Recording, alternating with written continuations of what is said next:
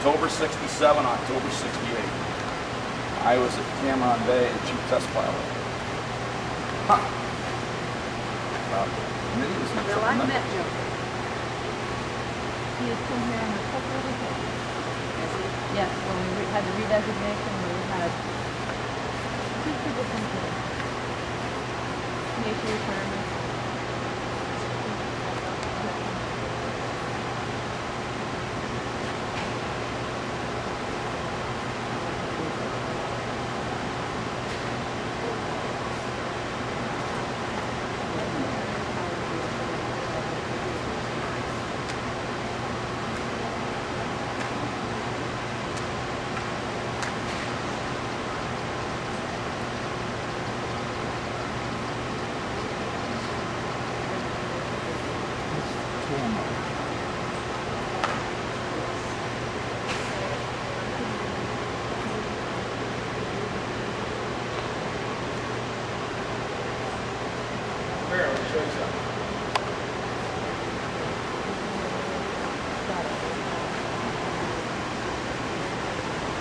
This is the C-7 that, well, not this specific one, but this is the type of plane my dad flew in Vietnam.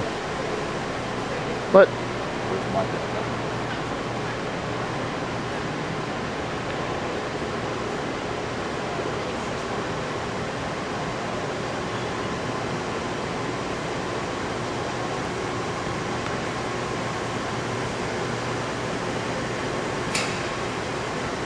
One of our airplanes from Cameron Bay went into boot crack, Special Forces camp, about 2 clicks from the Cambodian border. It was a C-7 only field, meaning you couldn't take a larger fixed-wing aircraft than a C-7. You couldn't take a 123 or a 130.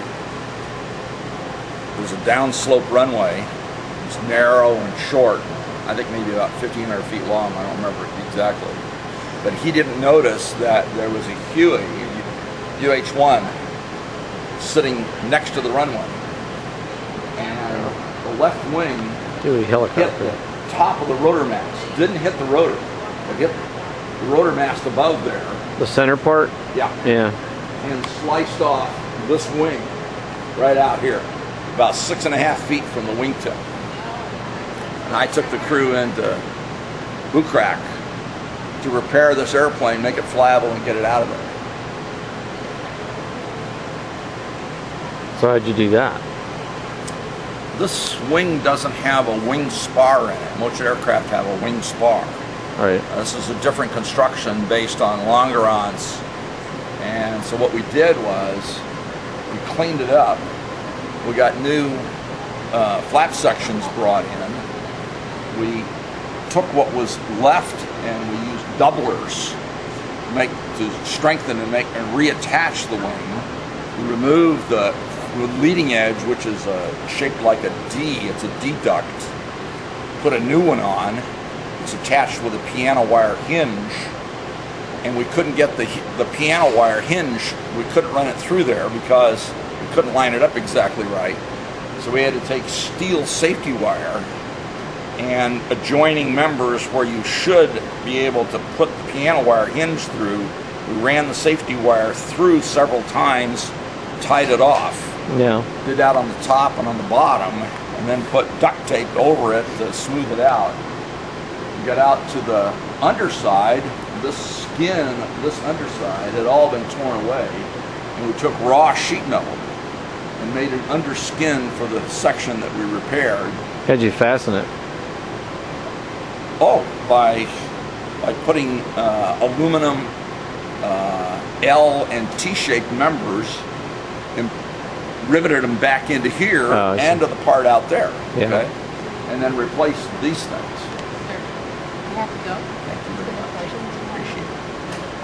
Thanks, Jane. All right. Thanks. Bye-bye. First, So you took the severed wing ending, what was left of the what top was side. left of it, okay, Yeah. and Built a new skin underneath it. right, And then found a way Kind of band-aided it back together. cantilever its attachment and everything, and then put additional aluminum doubler plates on the top side. Yeah. and riveted into the existing structure. So that was a good enough job to get it out of there, to fly it out of there, Yep. and get it back to We a went point in on where... a Wednesday at 9 o'clock, 2 o'clock in the afternoon that same day. The VC tried to mortar us, walking mortars, trying to destroy the airplane. We got it out on Saturday afternoon. Yeah, Saturday afternoon. That's the story behind the Bronze Star. I was going to say, yeah, that was That's what that's for. Yeah. Good airplane. Built like a Prince Albert can. You gotta fly it. Couldn't hear that. He said it built like a Prince Albert can, but you had to know how to fly it. Oh, they got the back end open. Yeah. Who has my camera? Okay. Yeah. Interesting. Well, I can at least see it's so dark in there. The video camera can't pick anything up. But They've got the troop seats down on both sides, so it can carry theoretically 26 fully equipped combat troops, or you put the troop seats up, and there are roller conveyors that go down on the deck, tied down to the deck, and then you can use pallets, wood pallets, loaded with load, and you can bring a forklift up, maneuver it up in here, line it up, slide the load off, and tip it up onto the roller conveyors, run them all up, and carry about 4 pallets, and then you tie them all down with straps so it doesn't move. yeah.